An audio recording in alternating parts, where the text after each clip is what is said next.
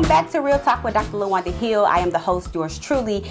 And as usual, I am excited to be joined back with you as we continue this series on Black women practicing vulnerability. If you haven't done so already, I'm going to take a brief moment to pause and ask you to go ahead, hit that subscribe button. Go ahead and go over to the notifications, turn them on, because you do not want to miss not one single episode of this series, as we've been getting really real and raw, y'all, talking about how difficult it is for Black women to be vulnerable. Now, granted, historically, it hasn't been safe. It hasn't been psychologically safe for us to be vulnerable. We have very much so had to be in protective mode. We've had to be in survival mode. There was not a lot of room to be soft, to be tender, and there was no one to meet our needs, right? Or to consistently meet our needs. We were in survival mode. I very much so believe that those were survival tools that we used. Thank God our ancestors did use those survival tools, else we would not be here. However, this is not that, right? And so the very tools that you use to survive are insufficient when it's time to thrive. And so we've been really tackling this ideal of Black women practicing vulnerability because I believe that it is the path to the abundance, the love, the health, the wealth, all that we want in life requires some level of vulnerability. Today's episode is no different. It is layers to being a Black woman. Right? It's so layered and so beautifully complex that I've created a show dedicated to Black women's paths, our narratives, and our stories and our journeys. And, you know, there's so many things that color us as women, so many messages that we hear, so much conditioning that we internalize. And a lot of those messages, you know, kind of work against us evolving, right? They really these messages keep us kind of stuck and stunted. And one of those messages that are most salient is that as Black women, your job is to take care of other people. Usually when we think about our needs not mattering or our needs being last, or it's important for you to put other people's needs before yours, it's usually we think about it in the context of like emotional needs, right? Like, so what does someone else need emotionally? What does someone else need physically? How do people need for me to show up for them? And so that same messaging and conditioning shows up in our intimate relationships. It shows up in our sexual relationships. The messages that we get about being Black women says that what we want, what we need, what we desire, what pleases us is an afterthought. I've heard it so many times. I've heard it from my friends. I've heard it from my family. I've heard it from my clients. What pleases me, what I desire is an afterthought, or it's not important. And so when it comes to the willingness to practice vulnerability in our romantic relationships by asking for what we need, what we desire, what pleases us, it feels so far-fetched. You can't really ask for something that you don't really believe you deserve. You can't advocate for something that you haven't been taught belongs to you. And so what we're going to talk about in today's episode is Black women practicing vulnerability in romantic relationships, specifically asking for what they need, what they want, what they desire sexually. Let's take something that feels less threatening, like food, right? All of us, I'm just going to go out, assume, have tried different foods. And based on those foods we have tried, we feel empowered. We feel comfortable. We feel like we have the capacity to say, oh, I kind of like that. I don't like that. Right? When you go to any type of wedding these days, any type of event these days, anything that you have to like kind of RSVP to, people will ask you, what's your food allergies, right? Or what are your food preferences? And we feel like that's an area in which we can say what we like and what we don't like. And we do that because I've had a lot of people like, oh, LaWanda, I'm into seafood. I love seafood. And so I've had a lot of people to say, I don't really want to do seafood. I love Mexican food, or I want American food, or I kind of want Mediterranean food, or what have you. And so we feel like we have the capacity to say what we do, what we like and what we don't like. And if somebody is cooking for us, or they're taking us out, or they're serving us in the area of food, we feel like, oh, I could say what I like and I don't like. But not when it comes to sex and intimacy. Right? We as women, specifically Black women, I don't believe have been given the permission to say or have the skills and the tools to really assert, here's what I like, here's what I don't like, here's what I want to explore, here's what I want more of. And number one, to be able to feel like you have the right to do that is one step. Number two, to feel empowered to do it is another step. But number three, having the tools to be able to do it is another step. So that's why we are tackling this topic on today's episode of Real Talk with Dr. LaWanda Hill. There's this Black woman who works for Amazon. She's on the phone and she's talking to her partner, I guess, I'm assuming, because she's like, I don't know what you want me to do. You keep talking about how my head is bogus. And she kept saying, all you do is criticize me. All you do is criticize me. Is this something that you hear often with women, and why there's a need to be coached around intimacy and pleasure? Because they have gotten so much negative feedback from the past that it kind of creeps up in their current situations and circumstances. I have definitely worked with women who have come to me with a lot of body related issues and concerns when it comes to body image. Mm-hmm. And when we really pull back the layers to that, and when we start to talk about what are these voices that are in your head about your body not being good enough, where did they come from? Mm. A lot of times it's some of their past relationships, or it's even those caregivers and those people in their lives that are their loved ones that have told them things that are negative that they have held on to. Right. And so I think that when it comes to how women see themselves and their overall self-confidence and sexual confidence, I think a lot of it has to do with their past relationships or even current relationships. I also think that there's place for feedback when it comes to sex. And so sometimes what I see as well working with couples is that the feedback is coming across as criticizing when it's not meant to be. Right. Mm-hmm. So if someone's constantly telling their partner, I'm not being pleased, this is what I would prefer, it can sometimes really feel like that harsh criticism, like what Homegirl was saying. Right. And her partner may also not be intending it to come across that way. And so I think that there's just a lot to unpack there. They find it difficult to give the feedback because they don't want to hurt people's feelings. I see a lot of women in that place. They're like, I'm not really enjoying the sex. I'm not really orgasming, but I ain't gonna say nothing because I don't want to hurt their feelings.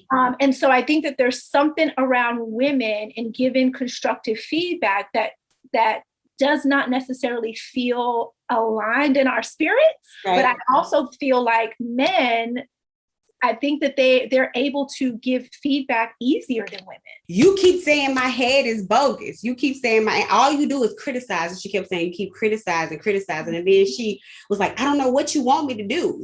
I guess she had been trying and it wasn't good, or I'm assuming it was a he. It was nothing that had happened that was meeting the circumstances for him or meeting the conditions that he needed, right? Mm-hmm. And so I was thinking, okay, so then to me, it has to be some breakdown here. Like, this to me doesn't sound like it is something that's building you up, that's making you want to show up, that's making you want I want to get it right next time. I want to do it better next time. It sounded like it had deflated her. It really sounded like she was defeated. It sounded like, look, I don't know what you want me to do. All you do is criticize me, and that kind of thing. And so I was thinking like, damn, I wonder how many messages that we've gotten from previous relationships, previous partners that just erode our confidence and erode our sexual confidence, that makes it hard to be intimate, hard to not only be intimate, but share what your desires are and what you want. And I just really feel like she's not alone. And I really wanted to spend some time and some space highlighting that, because I don't think that she's by herself. I don't think she's the only person who has these voices in her head, because in her next partner, she may be thinking, well, shit, my head bogus. So absolutely. She may definitely be feeling and thinking that, right? And she may likely take that with her. And I feel like at the root, there's a lot of people don't know how to have conversations around sex. Right. Unless the conversation is, that was the bomb, like, great. I hope I can curse on here. Yes, absolutely. But unless the conversation is centered around like, that was some great ass sex, a lot of times when it comes to giving feedback, it can be challenging. Right? It can be a challenging conversation to have. And I don't think we've been taught to have those conversations. So I think sometimes they can come across as very harsh, even if we're not maybe intending them to. Or if it's consistent feedback, it can feel, very just directive and, like you mentioned, deflating. So I think that more conversations around giving ourselves permission to give one another feedback, to say what we want, to be able to have these conversations, I think it's going to lead to a space where people are able to give and receive feedback in a way that feels much different than it does in the present. I want to like hang out there for a little bit, because I feel like, as we have these real conversations about Black women, we talk a lot about how we're socialized. We talk a lot about all the messages that we receive over time, everything that we hear. And I don't know of any major entity, that is the church, that is TV, that is media, that is the parents, that is school, that send and foster these messages around conversation and feedback around sexuality and intimacy, right? Right. Which I really do believe is the pathway to something beautiful, but you have to be willing to be able to give and receive feedback. The first time that really I think women start to hear these messages is now, when we start having these conversations and saying, hey, you should be able to give feedback. And then all of a sudden, it's kind of like a brand new paradigm that they've never heard before, that they've never experienced. And it's like, where do they even begin? Like, I just feel like there's so many tools and steps in between not ever hearing that you deserve pleasure, that you should be able to give feedback, that you should be able to receive feedback, because it's going to lead to better intimacy. It's going to lead to more pleasure. So it just feels like I see it visuals, and it just feels like a gigantic ocean that feels like it's an ocean in between where we are and where we're trying to go. Yes. How do we even begin to navigate these waters? I love that you stated that, because I think that it's extremely complicated. And I think that safety is the root of it. And when it comes to the relationships that we're in, cultivating that safety and that vulnerability to be able to have those conversations and those dialogues. So I have a story for you. These real ass conversations. So the first person that ever gave me any type of negative feedback regarding my sex game was my husband. Right? Oh, okay. Yes. Snap for the husband. Okay. It did not feel good. Okay. Your girl went into defense mode. Like, excuse me, say what? Who are you talking about? Right. And it was really hard for me to sit with the feet. It was coming from a loving place. It wasn't in the context of like, your head is bogus. Right. Good. It was, hey, this isn't necessarily pleasing me, and this is what I need. And I'm like, in defense mode, well, I thought I was giving you what I need, right? And so again, the conversation was challenging because, like you mentioned, there's so many layers to being a woman. One, feeling like, you don't necessarily have the agency to ask for what you want. So now how dare, kind of be then reciprocated on the other end. And there's just so much to women understanding their bodies, knowing what they want, having their own voice. And then so to add to that, not being able to please their partner, it can definitely be hurtful and painful. And I think that, again, if we're having those conversations with people that we love and care about and that safety is cultivated, it makes it much easier, but there's still challenging conversations because we're not taught how to have them. Right? And a lot of times when we're hearing something that doesn't necessarily feel good to us, our defenses go up. Again, if the person isn't communicating it in a way of care, then that makes it really difficult for us to be able to even digest those conversations. And so one thing that I often tell people is it's an ongoing conversation and dialogue. That was not one conversation that my husband and I had. Like, okay, you're not being pleased in this way. All right, got you. We're done. Right. It was an ongoing conversation with dialogues back and forth, with experimenting back and forth to get in a place that felt more aligned for us. And it takes both parties the ability to be able to be patient and to be able to put the work in to be able to increase whatever skills that they may need to increase to be able to please their partner in the way in which they would like to be pleased. Because again, every person is different. So again, if you get into a new relationship and you're like, listen, I was putting it down in my last relationship, relationship. You might be dealing with a new penis or a new vulva. And so it's a different game. And sometimes we got to humble ourselves. Yeah. So I think on both ends, the giver of the feedback and the receiver of the feedback, there needs to be humility, needs to come from a place of love, and there needs to be patience and understanding. You know, when you said that, like I had so many thoughts go through my mind when you said he gave the feedback. And I think to myself, and I'm curious to hear your thoughts on this. It's like, to me, that empowers me even more to give feedback to my partner. I don't think that your husband, I'm just assuming, was going back and forth in his mind, like, oh, should I say it? Do I have the right to say it? Do I have, what's it gonna be? I feel like in his mind, he felt empowered enough and was like, listen, okay, pleasure belongs to me. I should be having it. Not having, or he probably is having it, but not maybe having it to the fullest capacity. Let me go ahead and give the feedback. How do women tap into that? Because I feel like I tell my clients all the time, he gonna give you feedback. Yeah. She gonna give you feedback sometimes. Your partners are going to give you feedback, and they just can't tap into that space of empowerment to be able to do it. And I just wonder, how do I get them to understand that this is a natural part of sexual intimacy? Right. And a healthy part of it. Yes. And I think that at the core, like you kind of mentioned how women have been socialized. We've been socialized to put our needs last. That part. Right? Our needs are not important. Everybody else becomes before us. The kids come before us. Our partner comes before us. Our mama comes before us. Anybody who needs something comes before us. And then, so if you think about how we prioritize self-care in general, a lot of times, especially for Black women, we're at the bottom of the list. And so when it comes to sex, it's reflective. It's the same thing. We kind of put ourselves at the bottom of the list, and men have given themselves permission to say, hey, this is what I need to want. Right. We can't mad at them because they opening up their mouth, right? Right. That's real. Yeah, but we can use it as modeling. We can use it as, okay, hold on, let me check myself, because right now in this moment, I'm mad because I'm hearing this feedback, but at the core, is it that I don't necessarily feel like I have permission to ask fully for what I want? And that upsets me. Because nobody has given me permission. And nobody has given me permission. Society says that I'm last. I've internalized that script that I'm last. So, and now, hell yeah, I'm pissed. You have to learn to be asking me for something else. And so I really do believe that piece is very critical that you said, that we have been socialized. And we've talked about this on a couple episodes ago, that we've been socialized to not attend to our needs, to not give voice to what is challenging us, that's troubling us. And I feel like there's so many different layers, give voice to our pain, give voice to our sadness.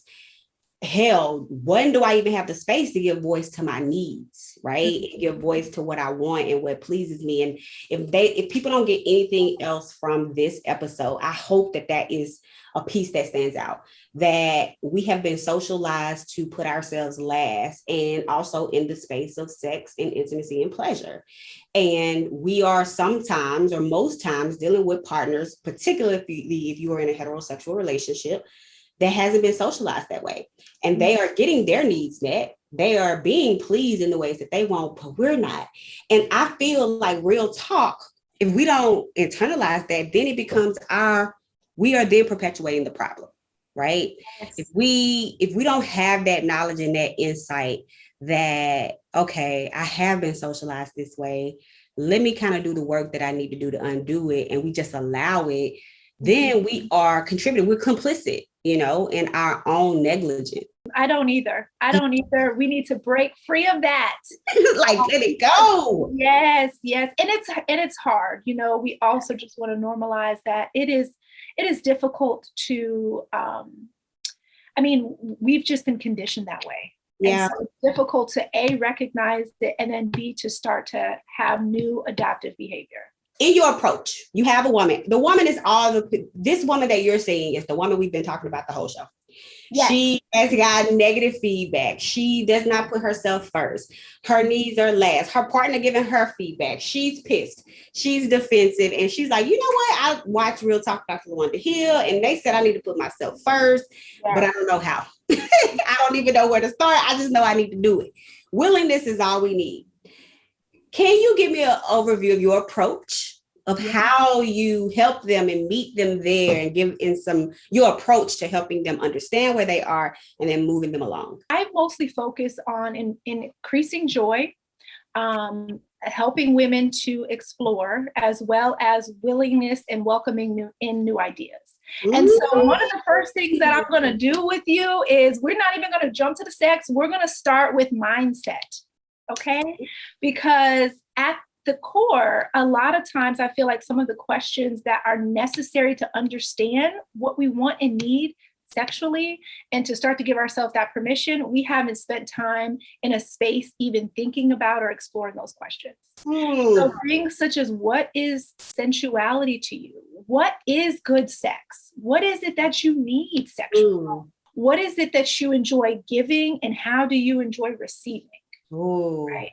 Questions like that, I think, really, really help women to start to understand what it is that they want or need. And then kind of diving a little bit deeper, how are you holding back sexually, versus whether that be physically or verbally. My starting place with a woman who is just inhibited in that way is going to be to really help her to get clear around her thoughts, around her desire, around what it is that she wants sexually, around who she is as a sexual being, right? So create that sexual empowerment starting in the mind. The mind is the biggest sex organ. So we're really going to work on that first. And then we're going to help her to have conversations with her partner, right? Talk about what that has been like before. Some people come to me, they've never had conversations about sex before. Just introducing the topic and getting them comfortable talking about things that are not as triggering, and then moving to talking about things that they would like to look different, or making requests, etc. And so really figuring out where are they in terms of communicating with their partner, and giving them the encouragement, the empowerment in order to do so, and helping them to navigate those conversations. Then we're going to move to actually exploring. All right, you're in the bedroom now. This is what we're going to say. We're going to role play it out. All right, we're going to role play it out. This is what you're going to love it. Report back to me how it went, right? And I'm your safe space, and you have a place here to be vulnerable about how that experience went. And then we rinse and repeat. When I hear you say this, I like it, because what is screaming at me is that you give women permission, a space to have permission. Yeah. Which in and of itself is empowering, right? Like, I think not enough is discussed, and how we really sometimes need that external permission from someone else to say, wait, I could do this. Yeah. I can really ask myself these questions. And I don't know about you, but I have found with the women that I've worked with, when I ask them how they're holding back, they can really easily spit that out. Yes. They may not necessarily know the language to share with their partners, but if I say, what's missing that you like, that you're holding yourself back on, they can just come with it. Right. So I think that inhibition is just so strong, and it's so cemented, and it's so there. And so having a space where you can really give yourself permission to give voice to that, I do believe it's very powerful. And it really kind of begins to give Black women specifically a different message, that your voice matters, your pleasure matters, like what you desire matters. And a person who, in a relationship that is safe and reciprocal, right, and there's a equal investment, they're going to be able to hear that and receive that. Absolutely. And even as you were speaking, you were talking about like the holding back. I even think about how much women, especially Black women, right, that are carrying more stress because of racism and discrimination, right? Yeah.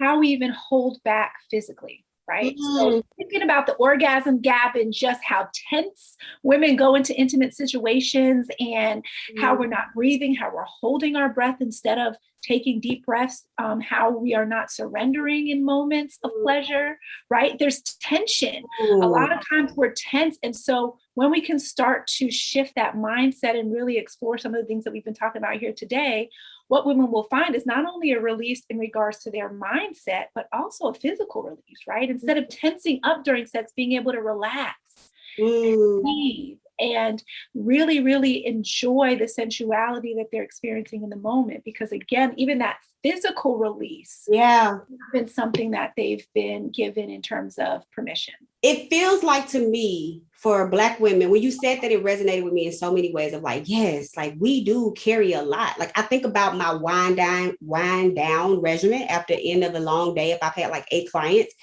there's a process I need to go through to get myself to calm down, to release the space, to release the stress, release all of the things that I've held for my clients.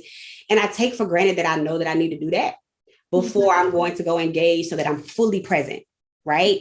And so I am wondering, like, do you think that that capacity to be present is a form of intimacy? Like that capacity to just be present in your body is a form of intimacy that I don't think we talk enough about it? You know, I think that you're definitely onto something. I've never conceptualized it in that way, but I think it is a part of being intimate, right? Because again, a lot of times we show up to spaces not feeling relaxed, not feeling like we have let go. And so I think the ability to be able to do that, right? Mm-hmm. Think about when you're with your best friend and you all are catching up and you haven't seen them in a long time, and you go and you hug them and then you just sit down and your shoulders drop and girl, let me tell you, right? It's a very different exchange versus, you know, you're meeting with someone who you're not that comfortable with. You're kind of tense. You're a little and even though you can probably appear relaxed, your body knows the difference. And so I think that intimacy is the key to being able to be in that overall inhibition state when it comes to your body. And, you know, I've been thinking as you're talking, we've been talking a lot about practicing vulnerability. And I think that this is connected for Black women. Like part of practicing vulnerability is really being honest with ourselves, right? Being honest with ourselves and saying, do I feel tense? Part of being vulnerable is like, do I feel tense or relaxed when I'm with my partner? You know, do I feel like I'm holding back something? Am I really putting my needs to the side? Do I believe that I deserve to have my needs met? I do believe that that is a part of being vulnerable and practicing it. And I think that so much about what I've been hearing about vulnerability has to do with not being strong or not internalizing the strong Black woman, which I do think is important, but I don't hear enough of it also relating to, you know, expressing yourself with your partner and share what you need with your partner. And I do believe, though, that a lot of women aren't doing it because it's not safe. It's not psychologically safe for them to do so. And so one of the things that I really wanted to ask you, I wrote in my notes, like, I gotta ask her, like, what are the indicators that this is a safe place for me to be intimate, to share intimate parts of myself and share what I need? The first thing that comes to mind is, do you feel cared for in the relationship? That is very subjective to the individual because they know what feeling cared for looks like to them. But is your partner doing things that make you feel loved, right? And another thing that I will share in terms of just building trust and building intimacy is when you're starting out, a good indicator is being able to share certain things about yourself. Of course, you, just like if you meet a stranger, right? You just don't, well, some people do. Just don't start telling your business, right? Unless it's a licensed mental health professional. Exactly. But just don't start sharing all your darkest, deepest stuff, right? Some of that private in order to protect yourself. As you start to share over time, you look for the response and how your partner responds to you, right? And so, for example, and kind of thinking about the lens of sex, right? So say if there's something, for example, that you have been fantasizing about, a good way to be able to start to indicate like, okay, is this relationship sexually safe for me? Is saying, hey, you know, there's something that I'm interested in learning more about. I saw this podcast on, you know, role playing, and it's something that I haven't tried, but I don't know, I'm into it. I'd love for you to listen to the podcast and let me know what you think, right? If your partner does that, right? They do that, that's right? Good. So again, you're not necessarily saying, listen, you got to do this, right? You're testing them. Yeah, you're testing them, putting that bait out there to see how they respond. Right? And if the partner then comes back and says, oh, well, I watched it, I tried to be open, but it's not something that I necessarily feel comfortable with, that's very different than them saying absolutely not and completely judging the experience and having no open-mindedness and being very, very cold toward your interests. Or not even listening to it. I'm so glad that you said that, because I really feel like so many times Black women haven't been given the tools and tips to really explore, like, or really test to see, hey, this is what you look for. Because I tell people, you don't have to ever tell me a thing about you. I'm going to be watching your behavior, right? Yes. I don't want to hear what you have to say. Marketing is dope. Okay. I know how people market, people have publicists, PR, all that shit. I want to watch your behavior. And I have found a lot of times with friends, family, and even clients, it's like, well, they said XYZ. And I'll always say, what was the behavior? What was the indicator to let you know that it was okay to do that? So I really like that you give them like a test. Let me see how you respond. Yeah, you know? I'm all about the test.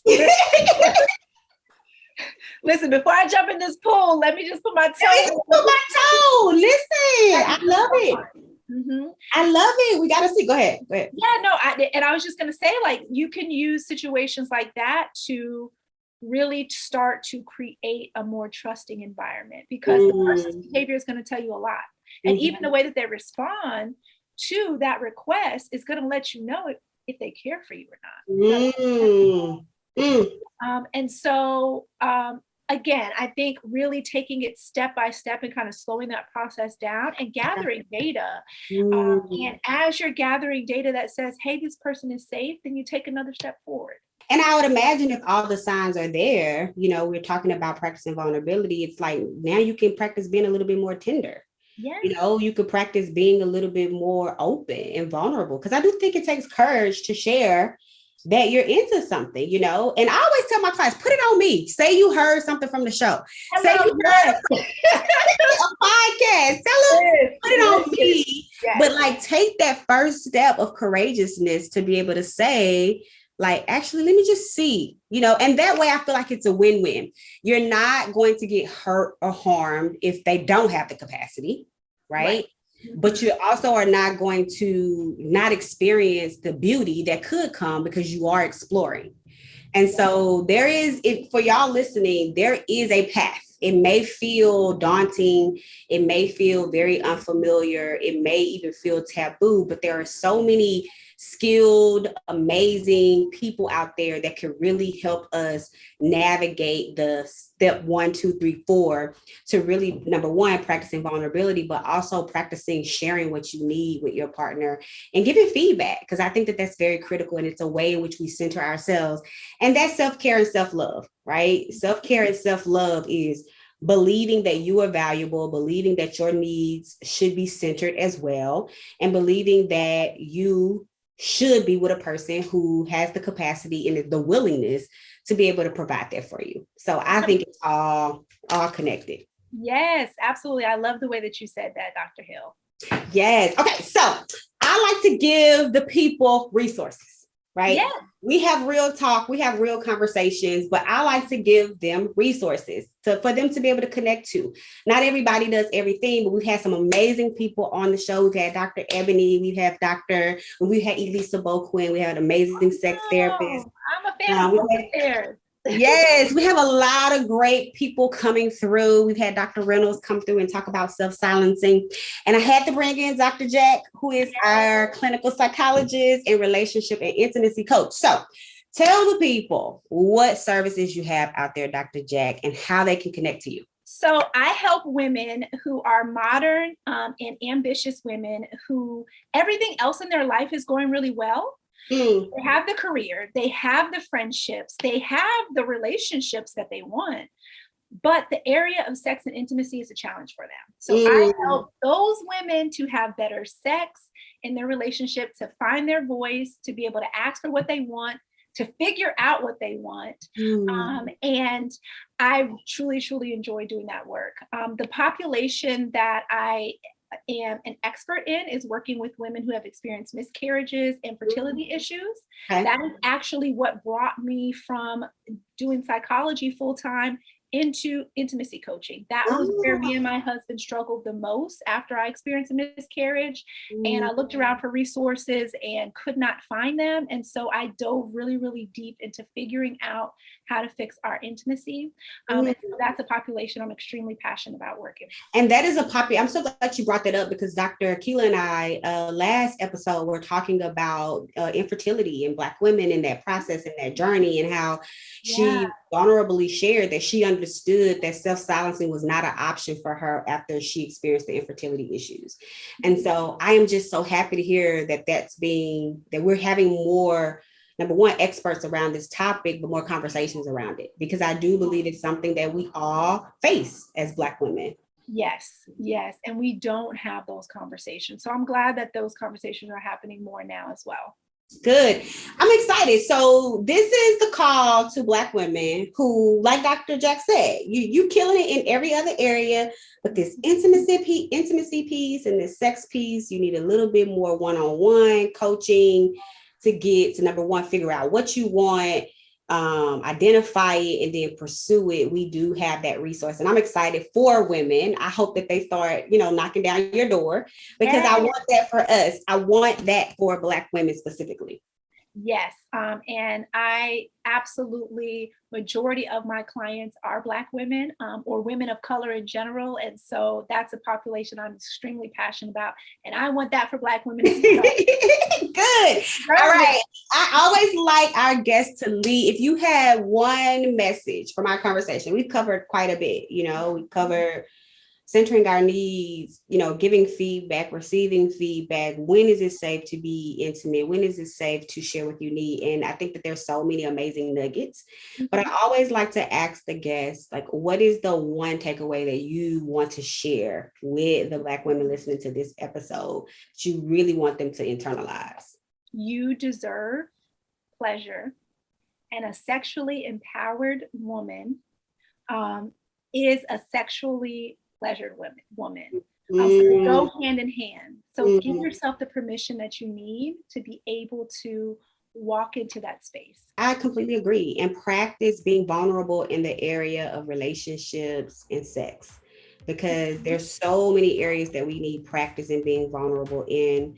And I think that, like you said, we're at the bottom of the pole when it comes to centering ourselves. And of course, I hear people say all the time, sex is a chore. It's not something that they feel, it's something they should center. So I hope you all walk away with that message. Y'all have to join us again. We're going to always keep it real, relevant, and relatable as we bring in people who not only have the expertise to talk about the issues that really color our journey as Black women, but can help us navigate that. So we will definitely see you all next time on Real Talk with Dr. Lawanda Hill.